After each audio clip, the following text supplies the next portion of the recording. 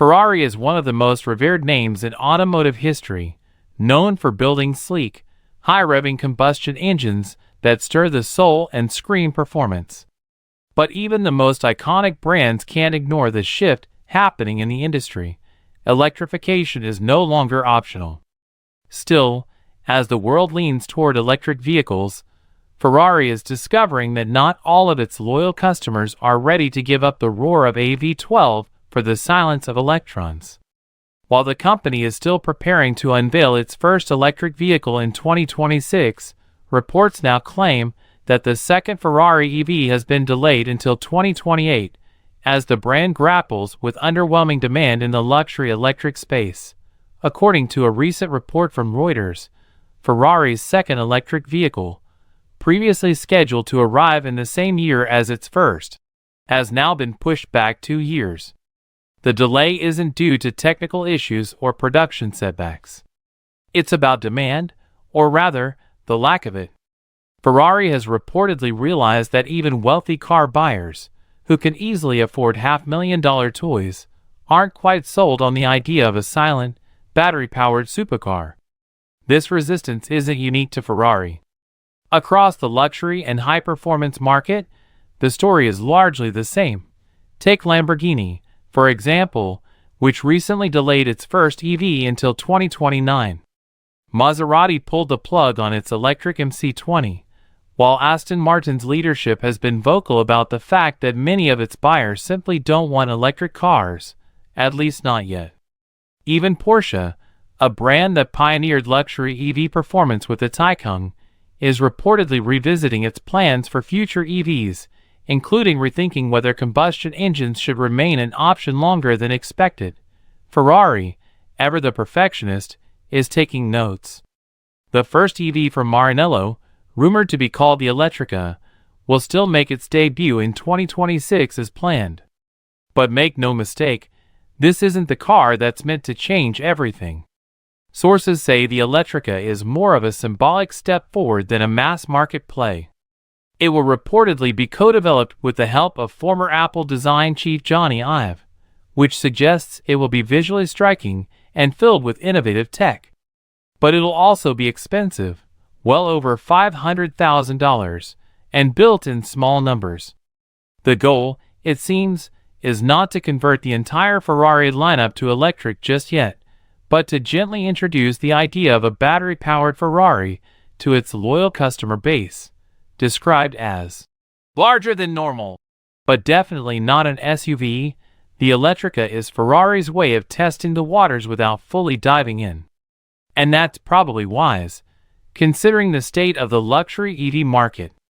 EV adoption is growing, but it's still a challenge to convince ultra-wealthy enthusiasts, many of whom are deeply attached to the sound, feel, and tradition of internal combustion, that an EV can deliver the same emotional connection. That's not just a marketing problem. It's an engineering one too. Making an electric car fast is easy. Making it feel like a Ferrari is not. A huge part of the Ferrari experience comes from the way their cars sound, rev, and handle. Replacing that visceral experience with electric torque and synthetic sounds is a risky gamble, one that requires getting every detail exactly right. That's part of the reason the company isn't rushing its second EV.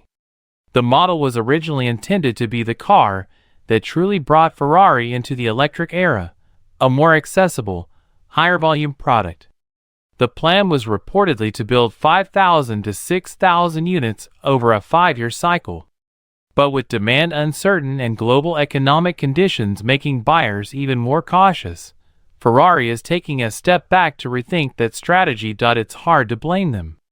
Porsche, for instance, has also reportedly delayed its electric Boxster and Cayman due to challenges in getting the heavier EV versions to handle like their lightweight, gas-powered predecessors. That kind of engineering challenge is amplified when your brand identity is built around precision, performance, and passion, values that are difficult to replicate with a battery pack and 2 motors. And let's face it, Ferrari isn't just another automaker. It's a cultural symbol, and a misstep with its electric strategy could do more than hurt its bottom line. it could dilute the brand. In some ways, the delay could be a blessing in disguise. The EV market is evolving rapidly, and by 2028, battery tech, charging infrastructure, and customer attitudes may be significantly different than they are today. Giving themselves more time to refine their second EV allows Ferrari to avoid the growing pains that come with being too early or too experimental. It also gives them a chance to watch and learn from other luxury brands as they attempt to electrify their lineups. Still, for fans and critics alike, this news is a reminder that the transition to electric vehicles is far from straightforward. While mainstream automakers are moving quickly toward electrification due to regulations and climate goals, the luxury and performance sector is taking a more cautious, calculated approach. And in that space, emotion often trumps logic.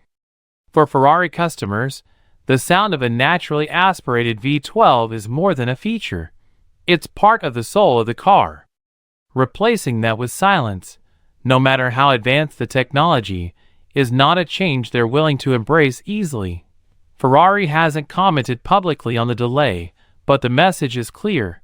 The brand is listening to its customers, and it's not going to force electric cars into the lineup if the demand just isn't there yet. Instead, it's playing the long game, using the Elettrica as an introduction, and keeping the next chapter on hold until the timing feels right. For now, combustion still rules in Maranello. But the future is quietly humming in the background, and when Ferrari finally decides to go all in, you can bet it won't do so until it's absolutely sure it can deliver an EV that feels every bit like a Ferrari.